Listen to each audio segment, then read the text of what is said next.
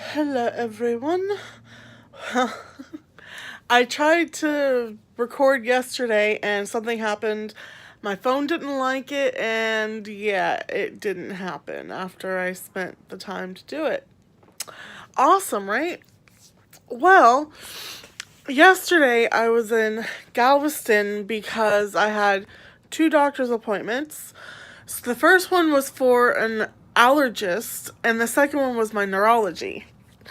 Well, I go to my allergy test and I go in and this young doctor walks in and he doesn't look like he's old enough to be a doctor. And he gets the history and does all that, asks about my medical problems, and I'm like, how much time do you have? Because I'm joking around or whatever. And um then he's like, okay. And I asked him, like, am I going to get tested today to see what's going on? He goes, yeah, probably. And so the nurse comes in and I have to do PFT, sort of like a breathing tests and everything, which came out perfect, which I figured they would. And then I put a gown on with the back open, and they did the little thing on my back. 15 minutes later, she comes back in and starts looking, and then another doctor comes in and starts talking to me. But it was a good thing that the original doctor had to leave, because I'll tell you in a minute. Um, they look over the stuff on my back, and I'm not allergic to anything. Right? Keep that part in mind. I'm not allergic to anything. Um, but yet I'm still having like all these allergy symptoms and everything. But I'm not allergic to anything, okay? She told me it's not very common, but there are people out there who are not allergic to anything, but their nose is. And so that's what's going on with me. I'm part of the weird group that's not normal. But I'm not normal. So, hey, why not? So, yeah, every part of my body is not allergic to a dadgum thing, but my nose has allergies. So, go figure. And I asked about cats and dogs because I love the animals and I love playing with them and petting them. I'm not allergic to any of that. And I asked her why my hands get swollen and turn red. And she said that it was probably just like a contact allergy. And just to wash my hands right afterwards. And if I can't, and it lasts for like a couple of hours, just take some Benadryl or something and it would be okay. I'm like, awesome. But here's the good thing. The good reason why I'm glad they switched doctors on me. Which this has never happened before. I've never gone in, seen one doctor, and then they just disappear because something came up and he had to go to Lake City, which I understand. Doctors have to do what they gotta do. But she started talking to me about my asthma. And I started expressing like that I go to a pulmonologist and I'm not happy with them and why, and I gave all the reasons and all this other kind of stuff. And she's like, well, I'm an asthma doctor too. So I'm like, okay. And she was talking about how she doesn't want to put me on the spot and I could think about it. I'm like, no, that's perfectly fine because I'm not happy with the pulmonologist. And she's like, okay. And she started asking me questions about my asthma and the medications and how often I take them and other medications that have helped. And so I have a new asthma doctor, which is awesome.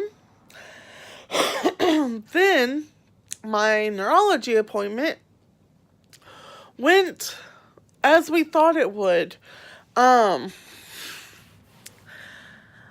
They put me back on this one medication that is an antidepressant. Go figure. But whatever. And he said that,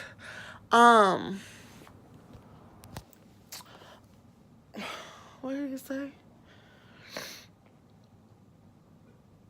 Oh, that if that doesn't work, they'll up the dosage, and then he's thinking about also putting me on another medication to help that one.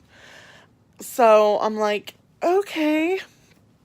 But one of the medications he spoke of, I'm not happy with, and I do not want to take that one, and I can't think of what it was called at the moment. But my grandmother was on it because she had severe migraines and flashers and stuff. And the medication they put her on, come to find out, controls your heart.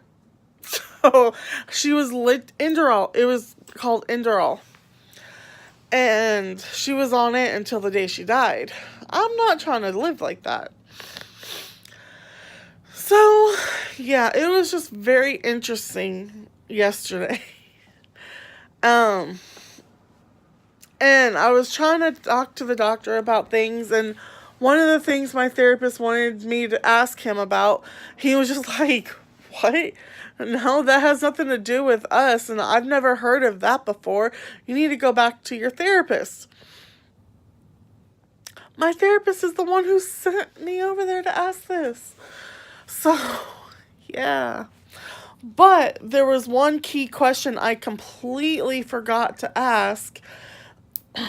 And this, I didn't even think about it until I went to my ENT, and he told me that the neurologist was also treating me for Prader-Willi, which is what I have. And I completely forgot to ask the neurologist about that because I didn't think that they would treat a DNA problem. I know geneticists do. They treat you for that, but I didn't know a neurologist did. So I'm probably going to email my doctor and find out, because if not, then I need to find a geneticist. There's too many doctors. But a quick update on the apartment, because I've been talking way too long. I'm still in limbo when it comes to the new apartment. She had to email the state and fax over a bunch of the paperwork that I'd filled out. That wasn't enough. So, she had to resend more paperwork like Monday. Because today's Wednesday. Yeah, Monday. So hopefully, fingers crossed, I'll hear from her today, and tomorrow, or even today, I can go get the key. Because I have to be out of here by the 31st. And that is a week from today or something. I'm not sure. But, yeah, that's what's been going on. It's been crazy.